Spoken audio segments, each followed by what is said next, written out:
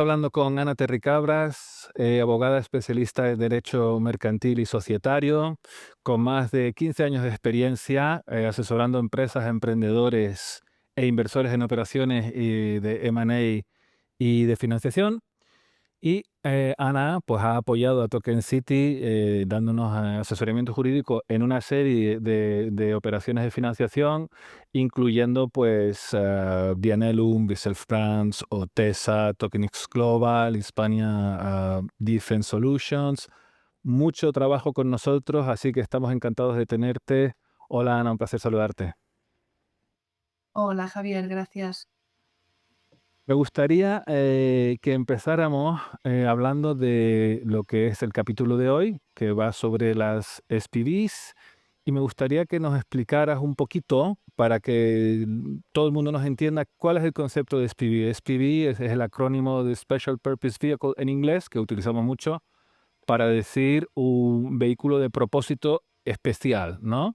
Entonces, ¿qué nos puedes contar al respecto para que de manera así, a lo mejor visual, para que la gente que quiera entenderlo y que pueda usar esta entrevista un poco como manual práctico, empecemos por eso? ¿Qué es una SPV y para qué sirve?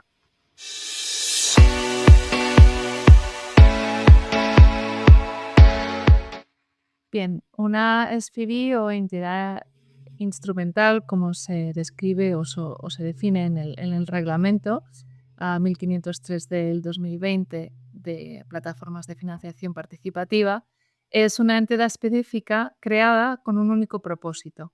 Es decir, es cuando un promotor quiere financiar un proyecto y no lo hace directamente desde su sociedad, sino que se crea una sociedad separada con ese único propósito relacionado con un activo. Ese activo debe ser ilíquido e indivisible.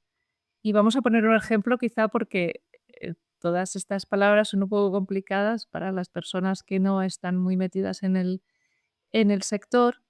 Por ejemplo, imaginemos que hay una empresa que quiere adquirir un inmueble o que quiere, por ejemplo, pues, dotar de energía fotovoltaica su empresa, o que quiere, a nivel más industrial, pues, adquirir una línea robotizada para fabricar sus productos. Entonces, para todo ello necesita financiación.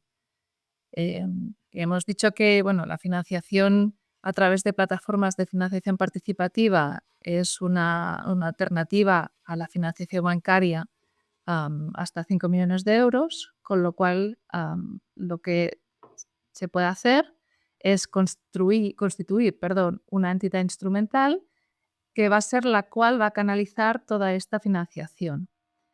Y este es un poco el propósito de la SPV, que permite separar el riesgo de la financiación y tener, digamos, ese activo linkado a esa sociedad. Vale. Claro, cuando dices proteger del riesgo, significa que si el proyecto, digamos, fracasa o hay algún problema, no es necesariamente la empresa madre la que responde con su patrimonio, es la SPV vinculada a esa empresa madre, ¿no?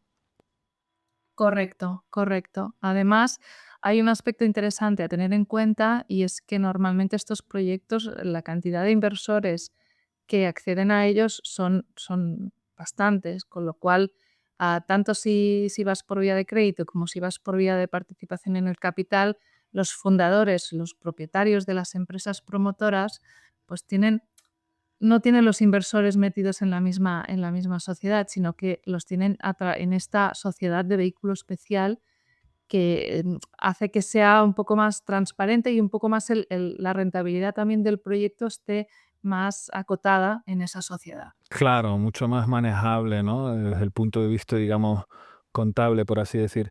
Vale, y entonces ahora, siguiendo con el aspecto, digamos, práctico, ¿por qué no nos guías un poquito sobre cuál es el proceso para crear este tipo de vehículo? Una empresa que diga, oye, vamos a crear un vehículo, como has dicho, ¿no? Para financiar un tipo de proyecto del otro.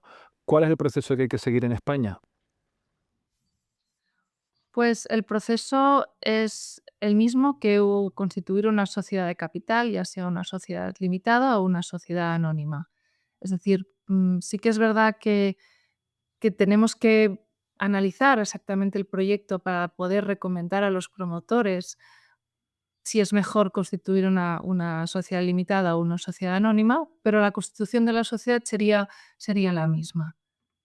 Vale, y entonces en ese sentido, ¿nos puedes resumir los pasos que hay que dar de forma concreta para crear un vehículo como este? Sí, los pasos son, en primer lugar, hay que darle un nombre a la SPV y para ello necesitamos solicitar que este nombre esté libre en el registro mercantil central. Después hay que abrir una cuenta bancaria que será a la entidad promotora la que va a abrir la cuenta para poder aportar todo el capital. Entonces, si es una SL, el capital mínimo son 3.000 euros y si es una sociedad anónima, el capital mínimo son 60.000 euros. Sí que es verdad que las aportaciones se pueden hacer de forma es decir, no, proporcional no, perdón, periódica, es decir, no hace falta tener los 60.000 euros al día uno, sino que se pueden hacer aportaciones sucesivas. Am, Después sería, pues, determinar un poco dónde está bueno, cuál es el objeto social, el domicilio social y después de todo esto, ir al notario y y otorgar la escritura pública de constitución, que hoy en día ya lo podemos hacer de forma telemática, con lo cual es mucho más eficiente y mucho más rápido. Y después estaría la inscripción en el registro mercantil y eso más o menos estamos al plazo de un mes aproximadamente. Ajá. Sí, y llama la atención que dentro de ese plazo de un mes, la mayor parte de ese tiempo, en principio, suele estar con el registro mercantil, ¿no? Que es el registro mercantil de la provincia, si no recuerdo mal. Con lo cual, bueno, oye, estamos avanzando, como has comentado, con la parte telemática, notarial, etcétera. Así que, oye, eso está muy bien. Me gustaría también que nos contaras un poquito, has mencionado sociedad limitada, sociedad anónima, distintas condiciones económicas para su constitución. ¿Por qué se elige una SL o una SA? ¿Qué tipo de proyectos están más orientados hacia un tipo de sociedad y hacia otro tipo? Bueno, esta es una pregunta súper interesante porque dependerá del proyecto de tokenización o el proyecto de financiación que quiera el promotor. Claro, la tokenización sí que tenemos la limitación, al menos actualmente, no sé si va a cambiar, pero que solo podemos tokenizar acciones, es decir, las participaciones sociales de una sociedad limitada no se pueden tokenizar, con lo cual, si la entidad instrumental que se crea es para dar entrada a los inversores en el capital, si queremos hacerlo tokenizado, tendremos que constituir una sociedad anónima. También tenemos una limitación si queremos hacer un proyecto de crédito, es decir, si nuestro proyecto de tokenización pasa por tener deuda, claro, si es una sociedad limitada tenemos un límite en el importe y además nos establece también la normativa que esa deuda tiene que estar garantizada. En cambio, con la anónima no hay esa limitación cuantitativa, con lo cual muchas veces lo que nos acaba pasando es que sí que hay un requisito de capital un poco más elevado, pero acabamos constituyendo anónimas porque te da un poco más de flexibilidad. Muy bien, y además me gustaría que pasáramos a hablar del caso de emisores que vienen de otros países. En España tenemos una regulación, como hemos hablado muchas veces con la ley del mercado de valores y servicios de la inversión, y me gustaría que comentaras un poquito qué ocurre cuando me parece que has utilizado la palabra promotor o el emisor, como se quiera llamar, eh, ¿qué ocurre cuando son desde el extranjero? ¿Cómo funciona eso? ¿Cuáles son los requisitos? ¿Debe tener su NIE o su NIF? ¿Cómo funciona eso? Sí, en España tenemos una legislación que obliga a identificar de forma muy concreta a los inversores o a las personas extranjeras que quieran constituir o quieran ser administradores de una sociedad española. Entonces, en ese caso, si se trata de una sociedad que va a constituir a su vez la SPV en España, tenemos que tramitarle un número de identificación, un CIF, un código de identificación fiscal español, y eso, pues bueno, hay que ir a Hacienda y presentar una serie de documentación.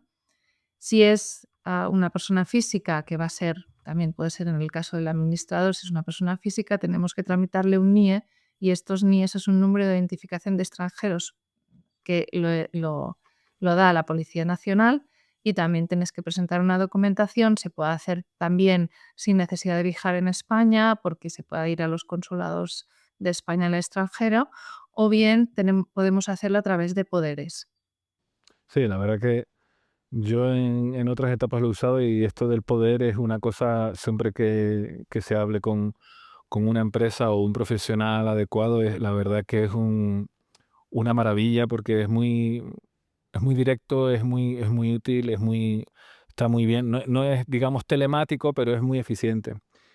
Vale, y entonces, si está constituida ya la SPV, independientemente de dónde provenga el emisor o el promotor, ¿qué ocurre en el caso de que el proyecto en sí, del que se va a encargar de financiar esa SPV? ¿Qué ocurre si la SPV está en España, pero digamos el proyecto como tal se encuentra en el extranjero? Porque, bueno, tenemos mucha, vamos, digamos, desde Latinoamérica viene mucha gente preguntando por este tipo de marco. Sí, correcto, nos encontramos muchas veces con este caso. Bien, hay que establecer entre la SPV y donde esté el proyecto, que muchas veces es a través de un fideicomiso o un trust, que esta figura no está en España recogida, pero sí que en otras normativas o en otros países normalmente son de common law, de derecho anglosajón, am, que también está aplicable en Latinoamérica, por herencia bueno, anterior. Pues lo que se hace es un contrato, es decir, regulamos que la SPV, como titular de lo que es el activo, si el activo está en otro lugar, pues tenemos que regular quién va a gestionar este activo para que luego, pues, los rendimientos vayan a la SPV. Eso lo hacemos mediante contrato. Vale, entendido. Y una pregunta que también sé que se nos formula mucho es si la tokenización de este tipo de vehículos cambia de alguna manera la fiscalidad, ¿no? Entonces, ¿cuál es la respuesta ahí? Claro, aquí la respuesta sobre la fiscalidad es también depende. Es que en derecho y es un poco depende del caso y depende de cuál es la nacionalidad de las personas. Es decir, tenemos que ver que, claro, aquí tenemos una fiscalidad en España, y también tenemos la fiscalidad del inversor desde su país de origen. Entonces, lo que hacen los fiscalistas normalmente es analizar si hay un convenio para prevenir la doble imposición, es decir, que los rendimientos no paguen impuestos dos veces, y eso hay que mirar país por país cuál es el convenio aplicable con España, con este país. Normalmente España tiene convenios en todos los países del mundo, pero hay excepciones, hay en algún caso en que no lo tenemos. Y desde el punto de vista, si el negocio está fuera y está gestionado por un trust, entonces sí que hay que hacer un análisis específico para, para ver que realmente el retorno de esos rendimientos no estén doblemente fiscalizados o doblemente no tributen por 2 veces. Pero ya te digo, esto depende de cada caso. Claro, entendido. Vale, y mira, bueno, su propio nombre lo indica un poco, ¿no? Esto de un vehículo de propósito especial o particular, ¿no?